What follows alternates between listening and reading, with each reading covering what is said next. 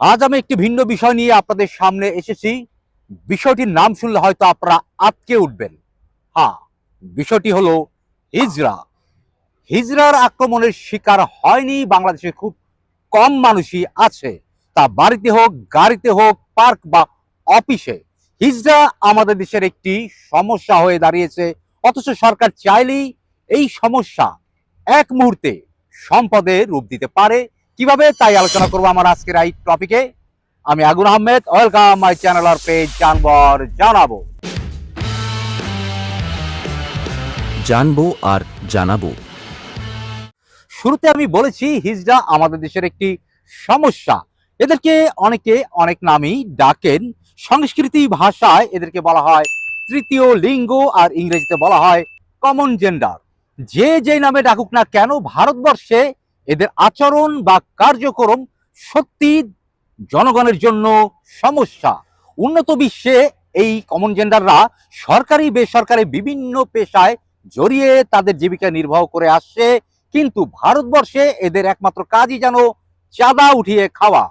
আর তাই চাঁদা উঠাতে গিয়ে তারা সাধারণ মানুষদেরকে বেজ্জতি করছে, অসম্মান করছে, জোর জবরদস্তি করছে। অথচ সরকার চাইলেই এই সমস্যাটাকে এক মুহূর্তেই সমাধান করতে পারে না। তাদেরকে পুনর্বাসন করতে হবে না, জেল জরিমানাও করতে হবে না, বা তাদেরকে কোথাও বন্দি করেও রাখতে হবে না। আমি সরকারকে এমন একটি সমাধানের কথা বলবো যা সমাধানের সাথে সাথে তারা সম্পদের রূপ নিবে।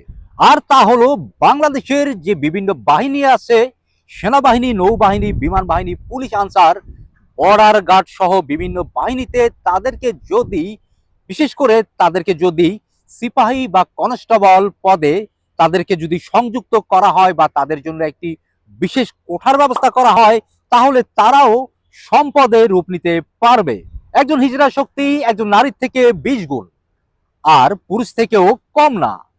অতীতে আমরা বিভিন্ন মিছিল মিটিং এ দেখেছি, নারী পুলিশরা যখন মিছিল মিটিংকে শান্ত করতে বা প্রতিরোধ করতে অবস্থান নেয়, তখন আমরা কি দেখেছি?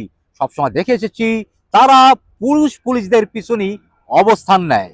আসলে পুরুষ পুলিশ দিয়ে দায়িত্বটা পালন করা হচ্ছে, নারী পুলিশরা আসে শুধুমাত্র নামে মাত্র।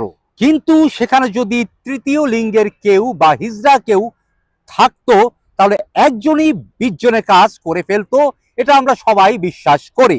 আবার যদি সেনাবাহিনী বা অন্যান্য বাহিনীতে যদি তাদেরকে সংযুক্ত করা হয়, তাদের যে একঘেয়েমি ভাব, তাতে তারা যুদ্ধক্ষেত্র হোক বা দেশের কোনো অন্তিমকালে হোক, তারা তাদের নিজেদের জীবনও দিয়ে দিবে, এতে তারা একটুও পরোয়া করবে না। সো আমি বলবো তাদেরকে যদি বিভিন্ন বাহিনীতে সংযুক্ত করা হয়, তাদের এই আক্রমণাত্মক আচরণ থেকে সাধারণ মানুষ কিছুটা হলেও রক্ষা পাবে, পাশাপাশি দেশ পাবে কিছু শক্তিশালী কনস্টেবল বলেন আর সিপাহী বলেন বা সৈনিক, যারা দেশের অন্তিম মুহূর্তে দেশের জন্য তারা নিজের জীবন বাজি রেখে ঝাঁপিয়ে পড়বে। সরকারের কাছে আমার এবং দেশবাসীর বিশেষ অনুরোধ রইল, তাদের জন্য যেন বিভিন্ন বাহিনীতে একটি কোঠা তৈরি করা হোক। তারা যেন রাস্তায় না থাকুক, তারা থাকুক দেশের উন্নয়নমূলক কাজের সাথে।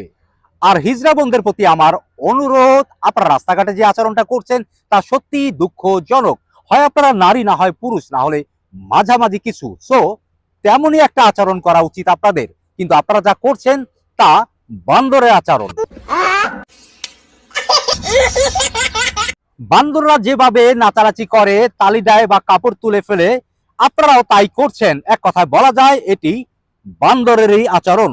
এই আচরণ থেকে আপনারা ফিরে আসুন। আমার বিশ্বাস এই দেশবাসীর সকলের আপনারা প্রিয় মানুষ হয়ে উঠবেন। আপনাদেরকে নিয়ে এখন যেটা হচ্ছে, কুকুরের কাজ কুকুর করেছে, কামড় দিয়েছে পায়, তাই বলে কি কুকুরকে কামড়ানো মানুষের শোভা পায়? বাকিটা বুঝে নিয়েন। আজ তাহলে যাচ্ছে, যাওয়া কিন্তু শেষ নয়। আবার দেখা হবে নতুন কোনো টপিক নিয়ে। আমার এই ভিডিওগুলি যদি মনে হয় দেশ এবং সমাজের কোনো উপকার আসবে, তাহলে আমার এই ভিডিওগুলো লাইক, শেয়ার এবং কমেন্টস করবেন। আগামী পর্ব দেখার আর আমন্ত্রণ জানিয়ে আমি আগুন আহমেদ বিদায় নিচ্ছি। খোদা হাফেজ। জানবো আর জানাবো।